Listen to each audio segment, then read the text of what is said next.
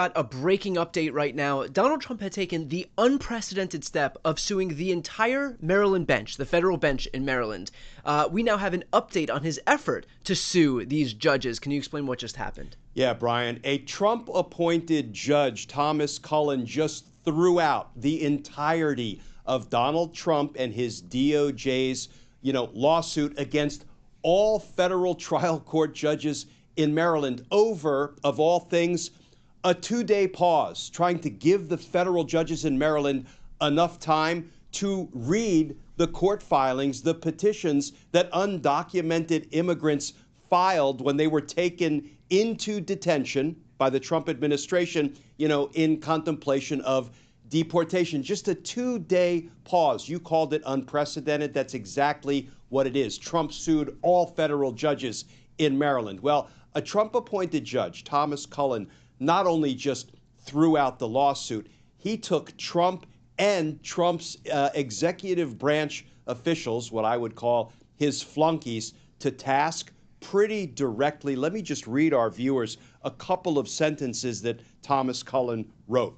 He said, quote, "Over the past several months, principal officers of the executive and their spokespersons, in other words, Trump and his administration officials, his flunkies, have described federal district judges across the country as left-wing, liberal, activists, radical, politically minded, rogue, unhinged, outrageous, overzealous, and unconstitutional, crooked, and worse." The judge goes on to say this concerted effort by the executive, by Trump, to smear and impugn individual judges who rule against it is both unprecedented and unfortunate. Thomas Cullen pulled no punches. I would call him a point of light amidst the Trump-induced darkness. Now, we'll see if Trump and company try to appeal this, but I actually believe they won't, because it was such an outrageous move to sue all federal judges in a particular district because you don't like the fact that they wanted to have enough time to assess the claims that were being filed by undocumented immigrants asserting that they were being treated unlawfully and unconstitutionally. Glenn, I know that I'm probably going to share the same concern that a lot of viewers who are watching right now are going to share, and that is this idea that how can Trump sue judges? Like, how does somebody have a basis to be able to even wage a lawsuit against a judge for doing their job of ruling against these? And there is recourse if Trump isn't happy with rulings, and you can appeal. That's built into the system. But to sue judges for judging feels like a complete bizarre thing to even be able to do in the first place. It's a perfect question. How can he do it? Here's the answer. He can't. I mean, Right. He can file everything in court he wants to file, but judges have immunity. They can't be sued for carrying out their official duties, and that's exactly what Judge Cullen ruled. And as you say, Judge Cullen said, listen, there are other ways he could have attacked what was going on in these cases. For example, if, this 2-day pause created a hardship, for the Trump administration trying to deport a particular individual, which, Brian, we know it wouldn't create a hardship if they had to wait 2 days so the person they were trying to deport had their day in court. That's just what the Constitution provides. But if the Trump administration could prove that, well, then he could make that motion, and if it was denied, he could appeal it. What you can't do is bring lawsuits against judges for doing their jobs, particularly when their jobs are trying to prevent the Trump administration from violating the Constitution. But, Brian, we see over and over and over again the Trump administration and Donald Trump himself and his executive orders doing things that are unlawful and unconstitutional day after day after day. And he is defeated in court, including by judges he appointed to the bench. But here's the problem. There's no punishment for Donald Trump doing this. Right. He just moves on to the next unlawful and unconstitutional thing. The man is showing himself to be an illegitimate president. A president of the United States doesn't act unlawfully and unconstitutionally every day and just wait for the court to tell him so, when he's already moved on to 3 other unconstitutional things. This is not a legitimate president, and this is not sustainable, the way he's governing, or I would call it the way he is trying to rule over what, who he perceives to be his subjects, we the people. For anybody who's watching right now, one small step that you can all take to support our work is to subscribe to our channels. The links are in the post description of this video. Great way to support us, independent media more broadly, and it doesn't cost a thing to do so.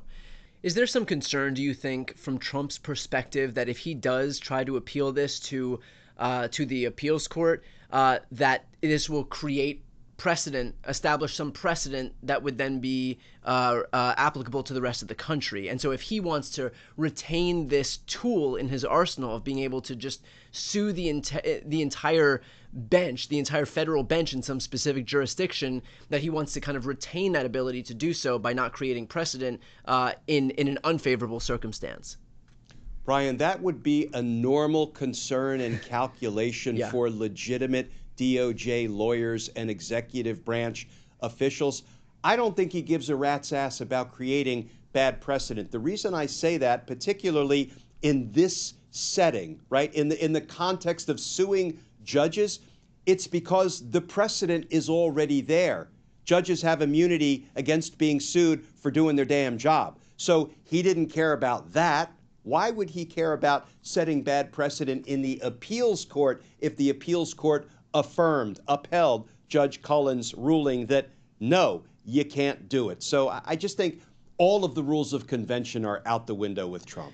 Do you think that by virtue of waging this attack, and I kind of know what you're going to say in response to this question, but my question here is going to be, by virtue of waging this attack on the bench, doesn't this create an acrimonious relationship between the two? And I know that you're going to say that judges look at each case individually, in a vacuum, irrespective of what's happening outside of that case. But look, the reality is this does not create a good working relationship. There's no respect fostered between the two sides. And so does that have any downstream effect when you create this hostile relationship between two parties? On the one hand, Brian, you already nailed what you knew my answer would be, which is that judges are supposed to saw the legal wood in front of them in each case, independent of and divorced from what might be going on in other cases. However, when you see Judge Cullen list that sort of string of near expletives that Trump and his flunkies have been hurling at the federal judges who have the nerve to rule against him, I think it's permeating. And I think the federal judges, when they're putting that kind of stuff in their legal opinions, that's unnecessary to include in there. However, I think that they are beginning to sort of come over to your view that, look, if we're going to have a runaway, corrupt, criminal, abusive executive and executive branch, we're going to have to start going harder, and we're going to take it into account, particularly when it comes to ever giving them the benefit of the doubt, or what we call the presumption of regularity, which most presidents enjoy. But Brian, most presidents actually have some concern about whether the executive orders they are signing are lawful and unconstitutional or not. But not this president. I think he actually relishes the idea that he's so powerful, he can issue unlawful and unconstitutional executive orders, and maybe he can squeak some by and get them up to the Supreme Court so those 6 right-wing justices may do his bidding up there. But I think you're right. I think this is so permeating the federal judiciary that they're going to be less and less and less inclined to ever give him the benefit of the doubt, to ever give him a presumption of regularity. And I think we're going to see more language like what Judge Cullen just put in to his ruling, throwing out Donald Trump's bullshit lawsuit against federal judges. Glenn, you alluded to the fact that he does hope that he can get anything that he does up to the Supreme Court. Is there some concern that even with the district court judges, even with the appeals court judges, doesn't matter what jurisdiction, anywhere in the country, state or federal, that ultimately, so long as he knows he owns the U.S. Supreme Court, he's kind of got what he needs, because he can just, really those are just speed bumps en route to his eventual destination, which is the Supreme Court. And so is there some concern that he can go through kind of the process of getting in front of these judges at the district court level, appealing up to the appeals court, doesn't really matter at the end of the day as far as Trump is concerned, whether he gets a good ruling or not, because really what his focus is just getting this thing in front of his lackeys on the U.S. Supreme Court. Those are the only people that matter. Those are the only people that he knows are fully in his pocket. And so isn't all of this just some kind of futile exercise, knowing that at the end of the line, he's got what he needs? It may be from Donald Trump's perspective, but I think with every ruling that comes out like this from the Judge Cullens of the federal judiciary, a Trump-appointed judge, I will say again, I actually think it permeates the public's consciousness. And, we the voters, as long as we have a free and fair election coming up in the midterms, we the voters have a little something to say about it. So from Trump's perspective, yes, if he can get anything up to his captured court, he is hopeful that they will rule his way, notwithstanding the express language of the Constitution, exactly as they did in the presidential immunity case. But the other thing, Brian, I am always wondering and perhaps hoping against hope that even the 6 justices who make up that kind of radical right wing of the Supreme Court, who are forever willing to do favors for Donald Trump, even they may say enough is enough, because if we continue to let him go down this path of unconstrained power, unconstrained by the law or the Constitution, then our democracy is at risk of falling, and we, the Supreme Court justices, are at risk of losing our job, our power, our position, our authority, because there's one thing that a dictator, Donald Trump is an aspiring dictator, there's one thing a dictator has absolutely no use for. It is a Supreme Court. Happy to have inferior courts, inferior to the executive branch, the king, the dictator, the autocrat. So there may come a time, maybe, when the Supreme Court, the right-wing bloc on the Supreme Court says, even for us, this is a bridge too far. We'll see. Well, look, I think it's especially important for that reason, given the posture Trump has taken here, given the total control that he's seeking to have, that we have folks in the independent media space who continue to speak out about that. That's what we try to do on a daily basis. So highly recommend for anybody who's watching right now, if you'd like to elevate our voices, support our work, and support independent media more broadly, please subscribe to both of our channels. The links are right here on the screen. It's completely free to do so, but it's a great way to support our work. I'm Brian Tyler Cohen. And I'm Glenn Kirshner. You're watching The Legal Breakdown.